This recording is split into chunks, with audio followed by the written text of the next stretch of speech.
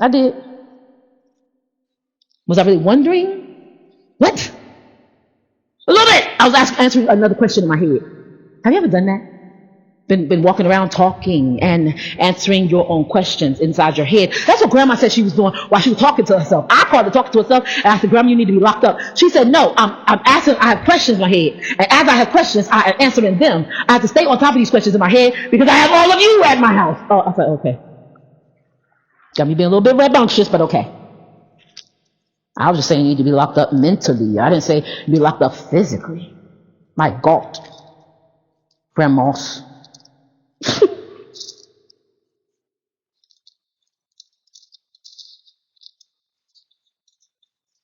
Bread and water,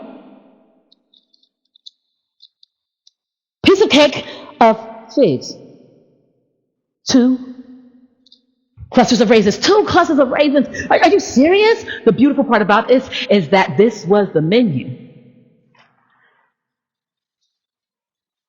And this was all that was required.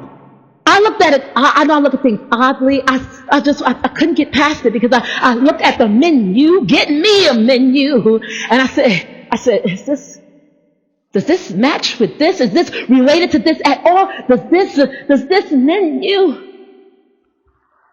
coincide with another menu that we've heard? 200 loaves of bread, 2 skins of wine, 5 sheep already dressed. And I said, I don't know if I'm going to make it through this mess. I don't know if I'm going to make it through it because this is too much. The sheep, right? Think about the 5 sheep already dressed.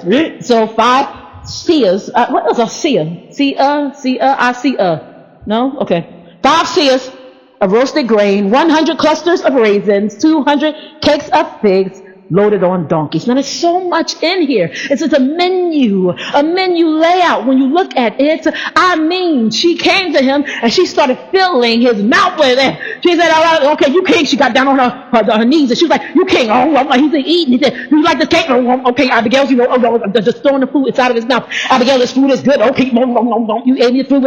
You put food in the mouth. Okay, I don't know. No, this is a good cake. Did you make this from the box? Like, come on. She got some Duncan Abigail's, not Duncan Hines. I said, Abigail was running a restaurant. Abigail was running a restaurant because Nabal refused to do it. So Abigail got up and did it. And then she apologized. And then she apologized. And then she apologized. And then she apologized for her husband. Okay, this is good. This is good food. This is 1 Samuel 25. 1 Samuel 30, we get a different menu. One much harder to understand. This is what she's feeding him with. I mean, she shoved it in his mouth. Okay, I can't breathe. Abigail, okay, that's some good. Did you make those yourself? Did you feed? Did you grow those? Wow, Abigail, you are talented. He couldn't stop eating. Who could? She was shoving the food in his mouth while apologizing. I apologize that my husband is that stupid. I apologize that he didn't give you the food when you asked for it. I apologize. I apologize. Then Abigail made haste and took 200 loaves of bread, 2 skins of wine, 5 sheep already dressed, 5 seahs of roasted grain, 100 clusters of raisins, and 200 cakes of figs, and loaded them on donkeys. And she said to her servants, go on before me. I am coming after you. What does that sound like? Shunammite woman. Slack not my rod, thy rod unless I bid thee. Right? But she did not tell her husband Nabal. So it was as she rode on the donkey. Who does that sound like? The Shunammite woman. Slack not my rod, thy rod, unless I bid thee. So it was as she rode on the donkey that she went down under cover of the hill. And there were David and his men coming down towards her. And she met them. Now David had said, surely in vain I have protected all that this fellow has in the wilderness. They try to remind you what David has said to himself. Surely in vain, watch. Surely in vain have I protected. That's because that's David liked that word surely, right? Surely, goodness and mercy. That's Psalm 23, right? He liked that word surely. Surely in vain I have protected all that this fellow has in the wilderness, so that nothing was missed, all that belongs to him, of all that belongs to him. And he has repaid me evil for good. Ooh. May God do so, and more also to the enemies of David, if I leave one male of all who belong to him in thy morning light. Abigail wasn't a male. Ha! Now when Abigail saw David, she dismounted quickly from the donkey, fell on her face before David, and bowed down to the ground. So she fell at his feet and said, on me, on me, my Lord, on me let this iniquity be. And please let your maidservant speak to your ears, and hear the words of your maidservant. Please let not my Lord regard this scoundrel Nabal, for his name is... So is he. Y'all know what Nabal means. Fool! Nabal is his name, and folly is with him. But I, your maidservant, did not see the young men of my Lord whom you sent. Now therefore, my Lord, as the Lord lives, as your soul lives, and as your soul lives, since the Lord has held back from coming to the bloodshed and from avenging yourself with your own hand. Now then, let your enemies and those who seek harm from the Lord be as Nabal. What was she saying? Stop yourself. Break yourself. You know, Friday, Chris Tucker. Break yourself. Why? We are called to break ourselves. Break yourself. And they actually said, they needed to say Nabal, but Chris Tucker said, break yourself fool. You know, in the way that, you know, it's said in the ghetto of people that live in the ghetto. I want to say it nicely, so, you know, break yourself fool. Nabal should have broke himself. Because somebody should say, break yourself fool, right? To Nabal. It would have been saying, break yourself Nabal, break yourself fool. But if I go up to somebody now and I'm saying, break yourself fool, and I say, break yourself Nabal, they're going to look at me like I'm crazy. First of all, my name's not Nabal. I doubt it. I question it. Really?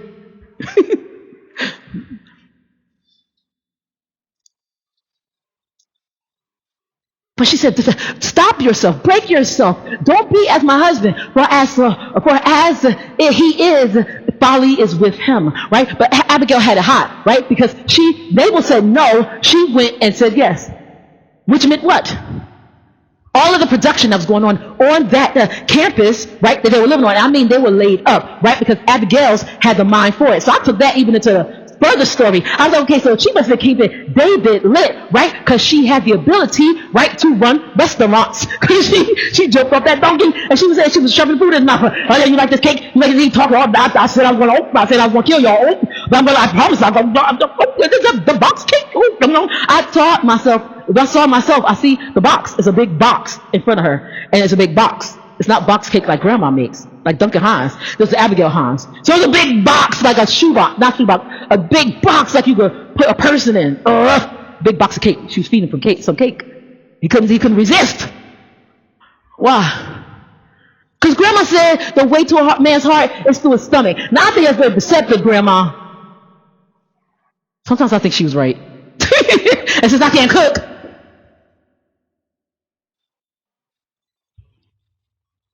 so she was shoving food in his mouth. Like, here you go. Because if I can't cook it, I could get people to make it for me. And so strap it to the donkeys. And then we come down after and get what we need. But I don't want to go too much into it. But if you remember the Shunammite woman, right? She laid her son on the bed. She closed the door. She got her a donkey, not a horse. And I said that purposely on that blog because I said I still did not understand it. She had everything. Her gift was she was from the tribe of Issachar. They could perceive things, which means they were prophets. There were the prophets. A lot of prophets came from their area, but she didn't call herself a prophet. She saw herself being able to see. That's why she looked out the window, and her husband was there. She looked out the window and said, "I perceive that this is the man of God. I perceive this is the man of God that passes by this way all the time. Let us make a man a bed for him. Let us make a room for him. Let us. I perceive this. Let us." God kind of pricked my heart a little bit with that because God said, women, you are prophetic and perceptive by nature, but the man, he perceives and he's prophetic but on the other end, which means he gets the information that you get, but on the other end. You have to wait for him to catch up, right? Because you see it ahead of time, he sees it behind. I don't know how it works. I kind of see it the way the Joseph's dream. When Joseph dreamed that he was prophetic about taking Jesus and Mary back to Egypt, right? When he's prophetic about it, right? There's a prophecy comes through dreams, right? So dreams is a form of prophecy. So when he was prophetic about it, in that he said, let's do this, right? It's not that he didn't get the message, he just got it in a different way that you did. And it was prophetic because of the fact that, and here's the thing, this to understand where it was on the back end. I say it was on the back end because Herod had already died. And the Holy Spirit said, then he enlightened Joseph and said, now take your family. But Mary probably already knew.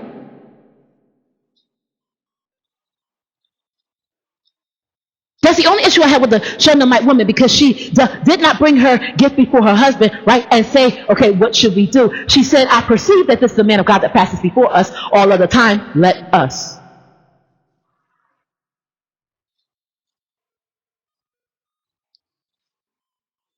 You can make a suggestion, right, but let us, and then it happened, tells me that she was really running the place. And who was running it then, and who was the fool?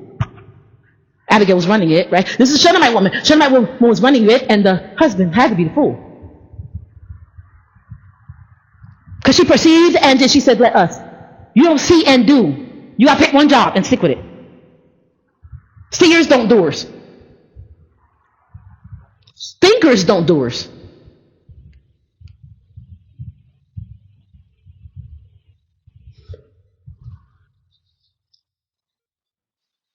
So she said, slap not thy rod unless I bid thee. Well, she got on the donkey. She laid her baby down. Her husband did not bring the baby to her, because that's what happens when you step too far ahead of them, right? I see and then I do. That's what happens, because then you train babies. You're not working with a husband, you're training a baby, right? So now you got two babies instead of one. So when the baby was brought in, it was brought in by servants, right? And then the baby died. The baby stayed with her and then the baby died. She laid the baby down in the room, closed the door, and then she got on the donkey. She did those things for herself. She didn't come to her husband and say, okay, help me through this. Let's walk through this. She didn't even involve her husband in it. It was a Babel type fool type situation, because you hear about him when you need to.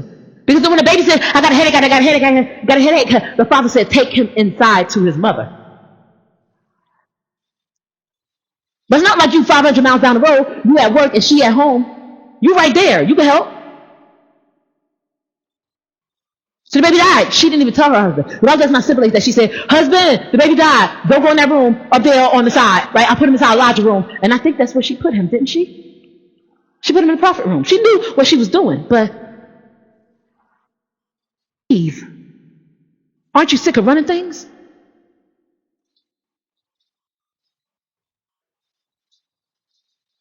God said when you do those things like that, when you run it, when you run the show, when you don't have no respect for your husband, you don't not ask for permission, but you're not asking what they think. You're not asking, you're not giving reverence, you're not respecting. Then you got to do it alone. And it's a lonely rider. Slap not thy rider unless I bid thee. Or the riding a donkey. And he don't gallop right. Donkeys don't gallop. You gotta be honest. Donkeys don't gallop. Donkeys don't gallop right. Don't gallop. Even gallop. Like a horse is timed. It's rhythm. A donkey is because he don't know when to let his left foot down. He got hip dysplasia. He don't know when to let his left foot down. He don't know when. He got to go to riding school, galloping school. He didn't get his galloping school degree. I'm just not being honest. He don't know how to ride right. Maybe you could have had the horse if you said, and you wouldn't have had to say, slack not I ride unless I bid thee. You could have had the horse. It says almost a 2-day journey to get to Elisha.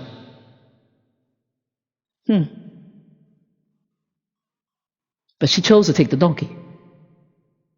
You have to work outside of your situation that you should be inside of, right? You got to ride the donkey. You got to ride the one with the 3 chromosomes. You got to ride.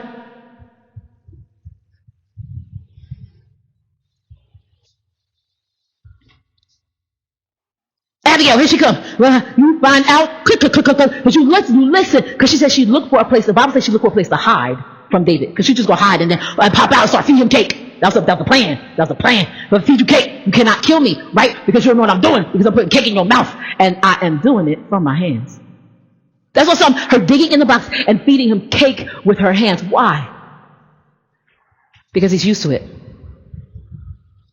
They had no fork and no knife. They would have had that at the table. At the table, right? When the table was prepared before them in the presence of the enemy, they may have had a fork and a knife. But they didn't have no fork and a knife like that. And he was used to getting food like that. He was used to getting food from somebody's hand. Why? Because he was sick.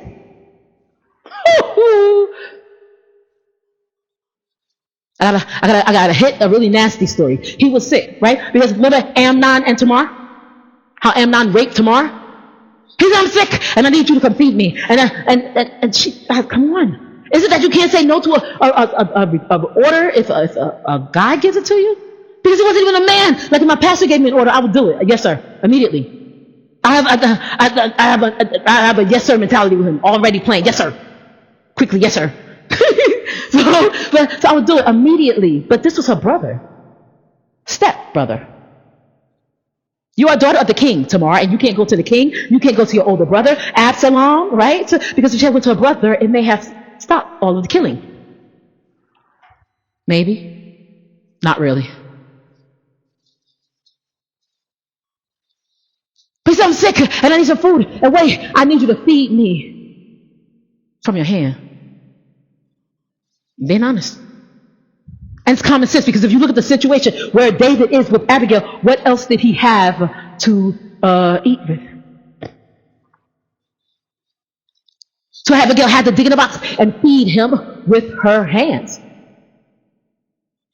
Okay. So you assume that you're going to get some stuff that was maybe not cleaned from underneath the fingernails. Oh, that's so nasty to me. But wash your hands, Abigail, before you feed David. Wash your hands. She was hiding, and all of a sudden they came by, and they jumped out and said, surprise! And then she started feeding cake. And then there's a confetti gun, boom! And a confetti cannon, boom! And out of it said, I love you, David, ping, ping, ping, ping, ping! And those fireworks in the air, and then, no. They said, Shazam! Don't kill Nabal. No, but that didn't happen. That didn't happen. She fed him from her hand. All the while, Tamar kept screaming, please don't do this, brother. Please don't do this. And just kept feeding him with her hand. Please don't do this, brother. Please don't do this. I said the only reason why he was stuck in that position and needed her to do it, and it said that she did it because of the fact that he was sick. So she had to, must have been some law or rule or something, where she had a regulation where she had to go in and feed him. And he said, feed me from your hands. She had to do it as his sister.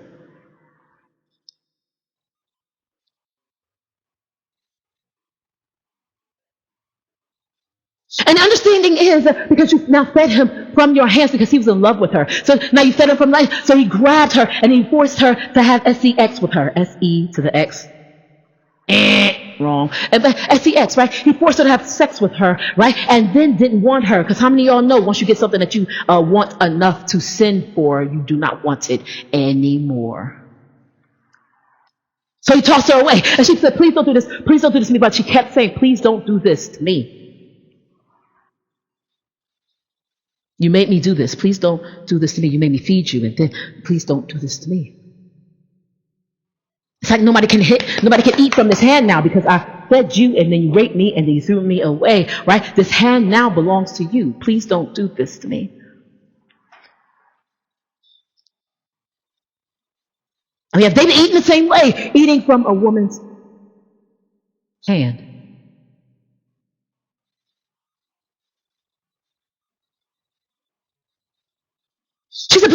She said, please do not do this to yourself. And so, and for me, it must have been a speech that she had made. I wouldn't say many times, but she has made this speech before because she was used to it. It's not like she shed tears, because if you pay very close attention to it, she prayed for the wrong man. Selah.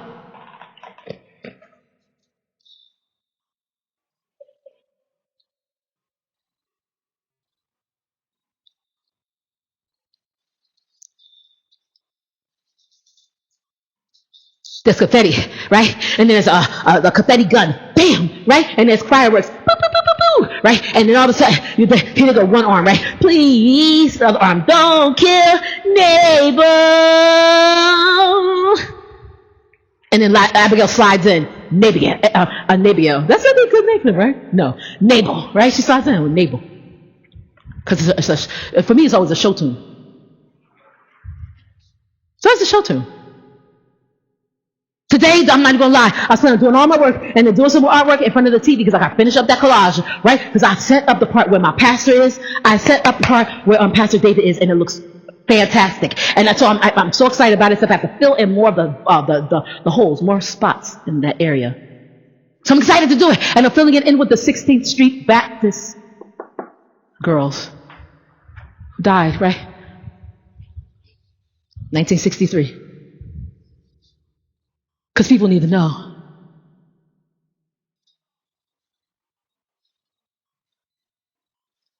But while I was doing that, I was going to sit down in front of the TV and turn on what? Sound of Music. I don't know why, because I know the movie by heart.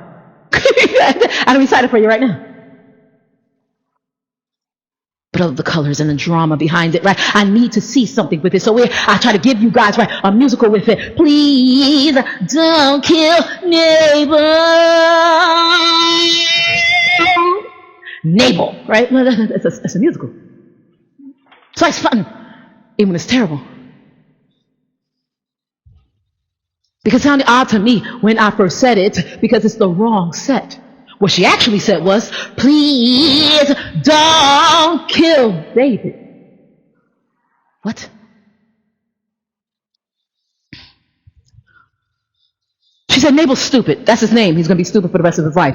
Don't you get your hands messed up by killing him. It's not worth it. Is God telling you to do it? He didn't tell you to do it. I didn't think he told you to do it. Don't kill that thing right there.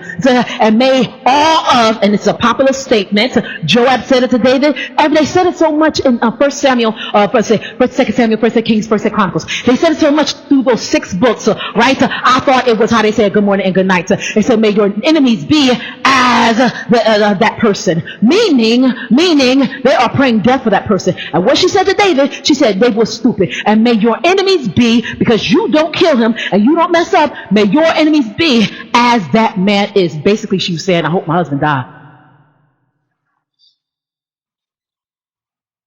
Nobody likes Nabal, right? Nobody likes Nabal. Nobody likes Nabal. Worse than that, nobody likes Enable.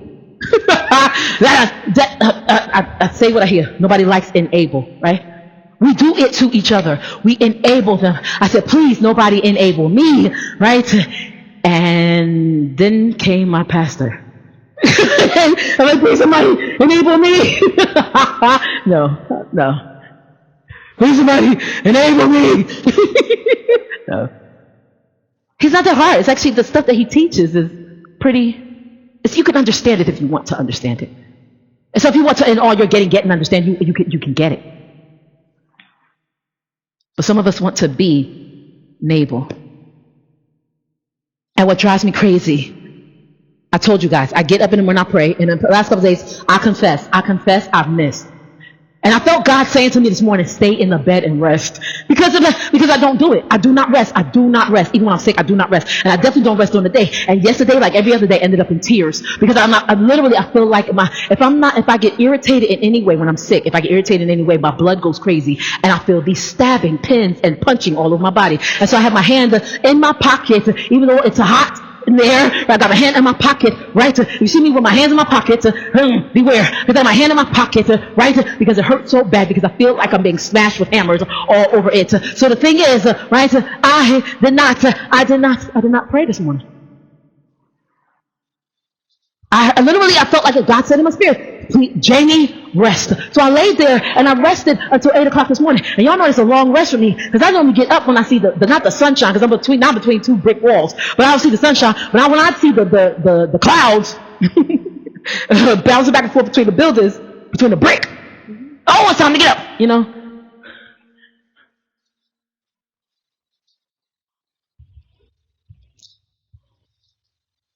So normally I get up and pray right early in the morning, and then I stop with the prayer and I listen to a blog so that I can post something, right? I have to cut it, right? I have to cut it and I have to put music behind it if I choose to do that. But I listen to a blog to cut and post to something. I feel like it's a responsibility.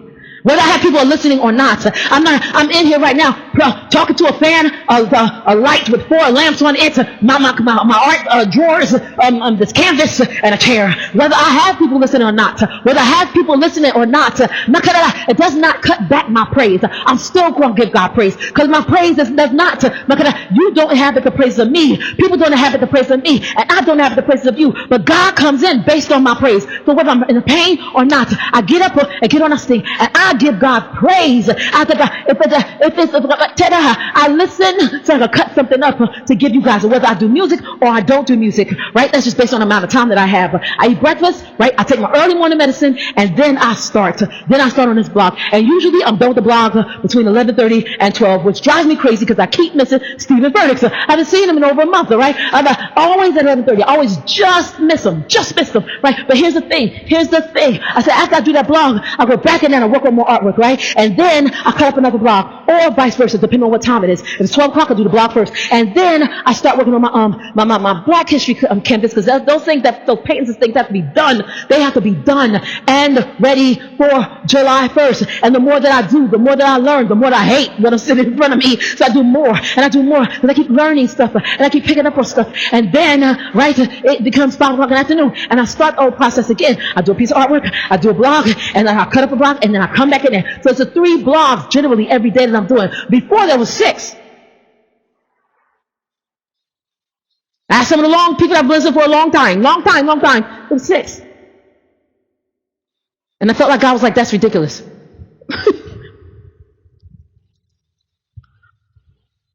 I'm spending my time with him. So much so that I don't know how to give him more. Because in between there, I'm doing the homework for my pastor, right? I don't know how to give you more, God. And I still don't like who I am.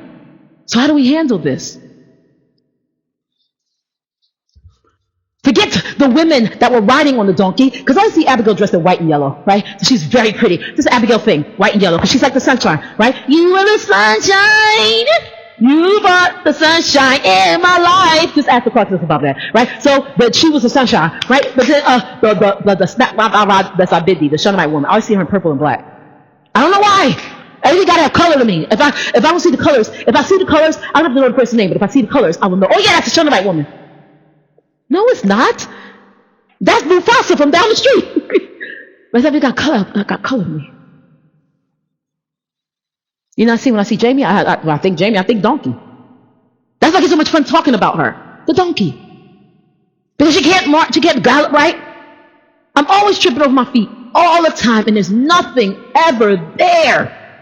It's embarrassing. Me and the donkey. Except the donkey got hip dysplasia. I don't know where that came from.